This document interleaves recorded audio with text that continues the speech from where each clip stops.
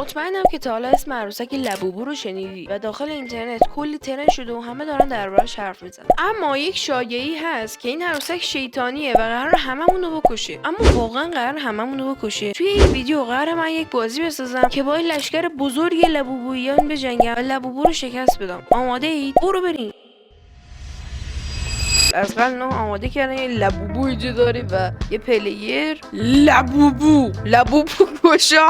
من الان کاری باید بکنم اینه که اینو حذف بکنم و به جاش بیام اینو ترین اضافه کنم. من اول داشتم یک سیستم ساده می ساختم که لبوبو بیفته دنبال پلیر و یه محیط ساده که بتونم اینا رو تست بکنم و بعد یک میدان جنگ درست کردم که توش باید با لبوبوها جنگید. ما الان چند تا لبوبو داری و چند لبوبوها میافتن دنبالمون.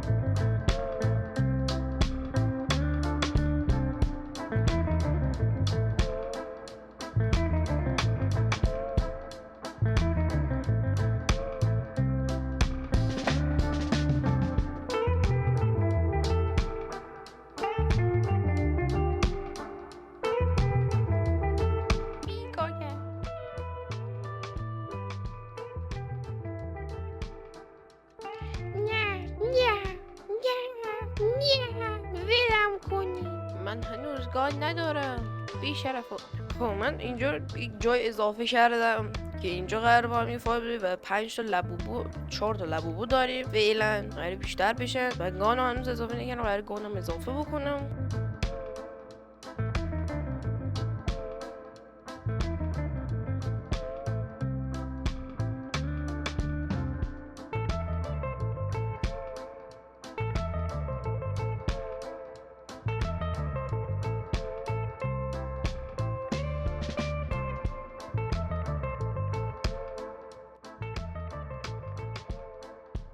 بیمیر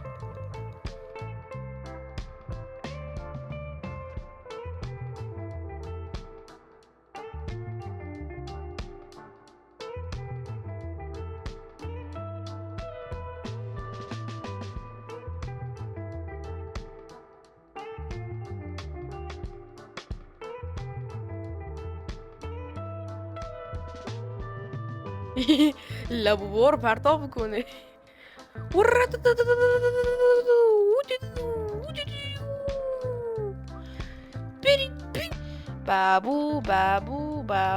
بابو service is not available in your region. خیلی خوب، ما الان بازیمون دا اینجوری شده که توپ پرتاب میتونیم بکنیم به اینا و گان داریم دیگه. اینجوری با گان بزنیم، با گان بهشون تیر بزنیم و بکشیمشون. گان ما حالا اونقدر جذاب نیست چون و بعد از کلی سر و کله زدن با باگ ها و هوش مصنوعی تونستم ساخته شده این لبوبوها رو خودکار کنم و بعد از هر چند ثانیه لبوبوها اسپان میشن.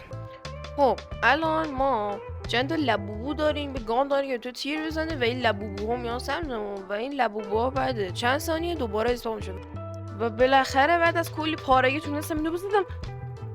خب یه لشکر بسیار زیاد.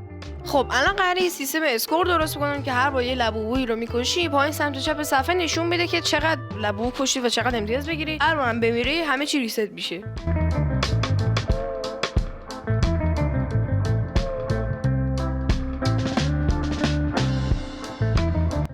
خیلی خوب، الان من پایین سمت چپ اسکور اضافه کردم که وقتی ما انمی‌ها رو میزنیم میکشیم اسکورمون بالا میشه و وقتی میمیریم اسکورمون صفر میشه و خیلی باحاله واقعا. لبوبو کشی حال میده و اینا پاشون رفته تو زمین که من نمیدونم واقعا چرا. بعد خب دیگه به هر حال بازی خوبیه دیگه، والا پاشون رفته تو زمین اب نداره، به هر حال بازم میشه بازی کرد. خیلی باحال شده به نظر خودم. خب الان کاری کردم که اگه نگه دارم تون و در آخر بازی رو یکم بهینه‌تر کردم و اسکور و رنگش رو تغییر دادم و لیبل اسکور رو خوشگل‌ترش کردم. برای دانلود این بازی میتونید به کانال تلگرام مراجعه بکنید و جوینش بشید و از اونجا بازی هامو دانلود بکنید.